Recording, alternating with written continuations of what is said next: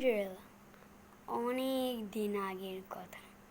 এক রাজার এক মেয়ে ছিল।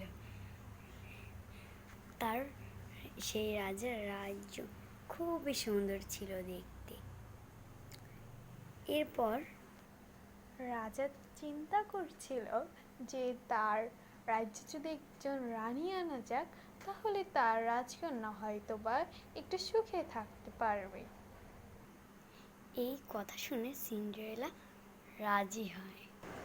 রাজা একদিন দেখল তার রাজপ্রাসাদের সামনে একজন মানুষ শুয়ে আছে। ওই মানুষটি ওই রাজাকে বলল যে তুই তোর রাজ্যে যদি কোনো রানী আনিস তাহলে তোরা কেউ বাঁচবি না, তোরা রানীকে আনিস না। কিন্তু রাজা তার কথায় কোনো কিছু যায় এসে মনে করলো না। রাজা চিন্তা করলো যে এই কালকেই সে তার রানীকে নিয়ে আসবে তার রাজ্যে। এরপর রানী রাজ্যে আসলেন এবং রাজপ্রাসাদে সব কিছু ভাঙচুর করলেন এবং মন্ত্রীদের সবাইকে ফেলে দিলেন। তার এমন আচরণে সবাই খুব খুব খারাপ মনে করেছিলেন তাকে। সিন্ডারেলা মনে করলো যে তার মা একদিন না একদিন খুব ভালো হয়ে যাবে। একদিন রানীও দেখলো যে রাস্তায় একটি লোক শুয়ে আছে। লোকটি বলল যে তুই এই রাজ্য থেকে চলে যা, না হলে তোকে আমি মেরে ফেলবো। রানী বলল যে না, আমি যাব না, আমি এই রাজ্যে শাসন করব, দেখি তুই কি করতে পারিস, যা এখান থেকে। একদিন রানী রাজাকে বলল যে এই কাগজটিতে সই করতে, কিন্তু রানী বলল না যে এই কাগজটি কিসের কাগজ।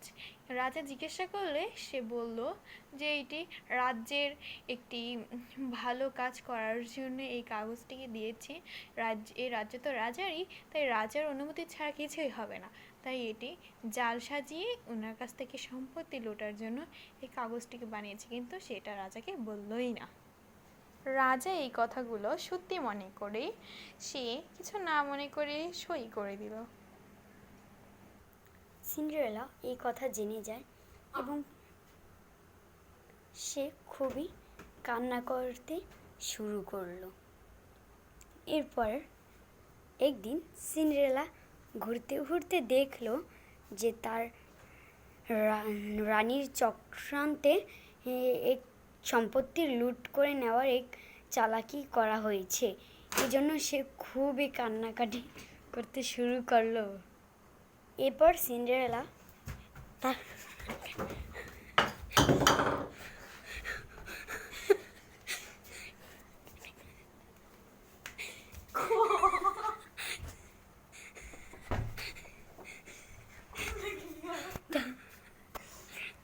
তার বাবাকে দৌড়ে গিয়ে বলল, তবে তার বাবা এসব কিছু বিশ্বাস করলো না। কিন্তু রাজা সেন্ট্রালের কথা মোটেও বিশ্বাস না করে তাকে এখানে রেখে চলে গেল দৌড় দিয়ে। এরপর সিন্ডারেলা এক রাতে চুপে চুপে তার ব্যাগ গুছিয়ে সে এই রাজপ্রাসাদ বাড়ি থেকে চলে গেল। এরপর সকালে সেন্ট্রালিনাকে না দেখে রাজা খুব চিন্তায় পড়ে গেল। সে ভাবছে হয়তো সে ঘুরতে গেছে রানীর সাথে। এইসব কাণ্ড কারখানা দেখে রানী খুবই মজা পাচ্ছিল এবং হাসাহাসি করেছিল। এরপর রানী রাজাকে গিয়ে দেখালো যে এই কাগজে এই রাজ্যের সব সম্পত্তির মালিক সে, তাই এই রাজ্য থেকে তুমি চলে যাও, যা বলছি। এরপর রাজা বলল যে একদিন আমারও সময় আসবে তোমাকে খতম করার জন্য। এটা বলে রাজা রাজ্য থেকে চলে গেল।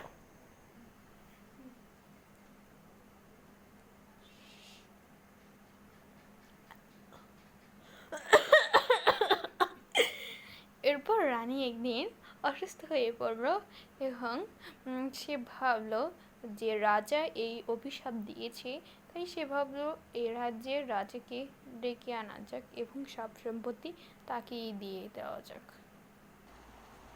এরপর রাজা এবং সেন্ট্রালিনাকে ডেকে আনা হলো এবং তারা অনেক খুশি হলো। আর অনেক খুশি হলো, রাজাও অনেক খুশি হলো। তারা খুবই মজা পাচ্ছিল। রানীর এই অবস্থা দেখে তারা খুবই কষ্ট পেল। বাট একদিন হলো কি,